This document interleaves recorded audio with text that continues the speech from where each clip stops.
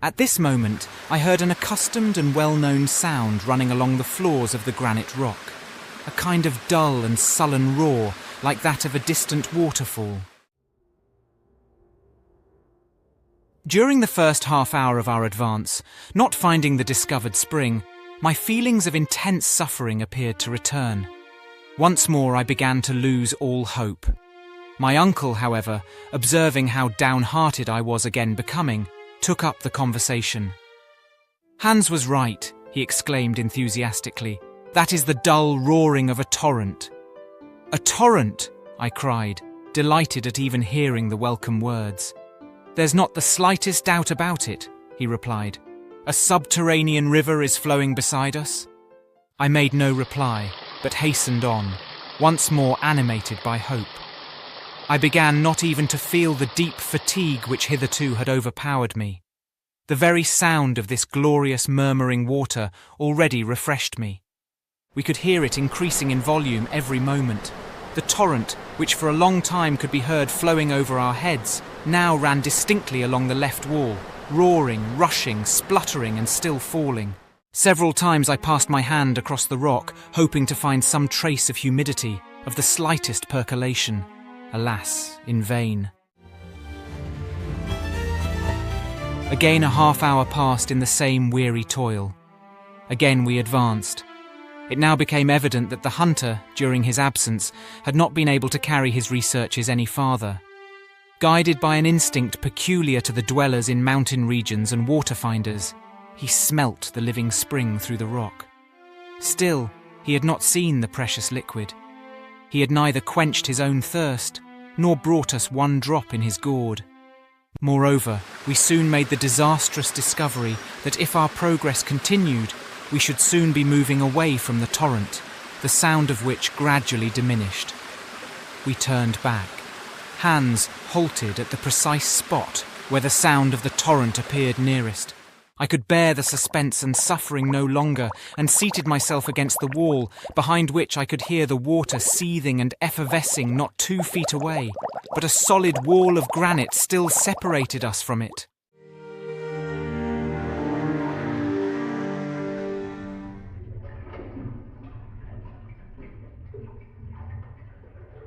Hans looked keenly at me, and strange enough, for once I thought I saw a smile on his imperturbable face. He rose from a stone on which he had been seated and took up the lamp. I could not help rising and following. He moved slowly along the firm and solid granite wall. I watched him with mingled curiosity and eagerness. Presently he halted and placed his ear against the dry stone, moving slowly along and listening with the most extreme care and attention. I understood at once that he was searching for the exact spot where the torrent's roar was most plainly heard. This point he soon found in the lateral wall on the left side, about 3 feet above the level of the tunnel floor. I was in a state of intense excitement. I scarcely dared believe what the eider duck hunter was about to do. It was, however, impossible in a moment more not to both understand and applaud, and even to smother him in my embraces, when I saw him raise the heavy crowbar and commence an attack upon the rock itself.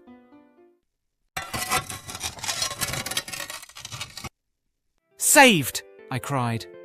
"Yes!" cried my uncle, even more excited and delighted than myself. "Hans is quite right. Oh, the worthy, excellent man! We should never have thought of such an idea." And nobody else, I think, would have done so. Such a process, simple as it seemed, would most certainly not have entered our heads. Nothing could be more dangerous than to begin to work with pickaxes in that particular part of the globe. Supposing while he was at work a break-up were to take place, and supposing the torrent once having gained an inch were to take an ell and come pouring bodily through the broken rock. Not one of these dangers was chimerical. They were only too real. But at that moment no fear of falling in of the roof, or even of inundation, was capable of stopping us. Our thirst was so intense that to quench it we would have dug below the bed of old ocean itself. Hans went quietly to work, a work which neither my uncle nor I would have undertaken at any price. Our impatience was so great that if we had once begun with pickaxe and crowbar, the rock would soon have split into 100 fragments. The guide, on the contrary, calm, ready, moderate, wore away the hard rock by little steady blows of his instrument, making no attempt at a larger hole than about 6 inches. As I stood, I heard, or I thought I heard, the roar of the torrent momentarily increasing in loudness, and at times I almost felt the pleasant sensation of water upon my parched lips. At the end of what appeared an age, Hans had made a hole which enabled his crowbar to enter 2 feet into the solid rock. He had been at work exactly an hour. It appeared a dozen. I was getting wild with impatience. My uncle began to think of using more violent measures. I had the greatest difficulty in checking him. He had indeed just got hold of his crowbar when a loud and welcome hiss was heard. Then a stream, or rather jet of water, burst through the wall and came out with such force as to hit the opposite side. Hans, the guide, who was half upset by the shock, was scarcely able to keep down a cry of pain and grief. I understood his meaning when, plunging my hands into the sparkling jet, I myself gave a wild and frantic cry. The water was scalding hot. "Boiling!" I cried in bitter disappointment. "Well, never mind," said my uncle. "It will soon get cool." The tunnel began to be filled by clouds of vapour, while a small stream ran away into the interior of the earth. In a short time we had some sufficiently cool to drink. We swallowed it in huge mouthfuls. Oh, what exalted delight! What rich and incomparable luxury! What was this water? Whence did it come? To us, what was that?